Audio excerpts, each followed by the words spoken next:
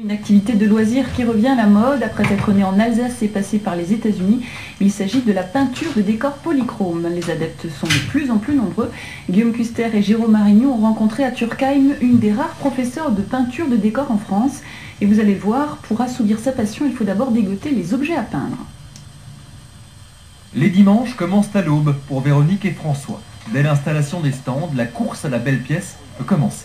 Ça peut être aussi bien des petites assiettes en émail comme celle-ci, des cafetières, des bouilloires comme j'ai trouvé, des presses purées, enfin tout un tas de petits objets qui sont, sur lesquels je vais peindre et je vais leur donner une seconde vie.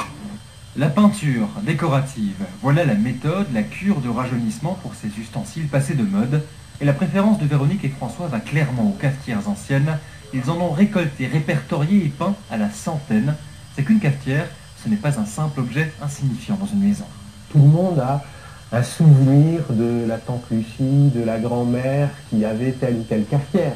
Donc la cafetière, ça évoque des racines, ça évoque une histoire, ça évoque des histoires de famille. C'est formidable l'histoire de la cafetière. Après un passage dans la caverne d'Ali Baba, les pièces se retrouvent entre les mains de Véronique et de ses stagiaires, des dames qui, entre la trentaine et la retraite, trouvent dans la peinture décorative un bel exutoire, même si elles avouent autrement leur plaisir à suivre les cours de Véro. Je trouve que ça me fait moins mal dans le dos déjà, puis en plus le tricot et non, j'aime mieux ça.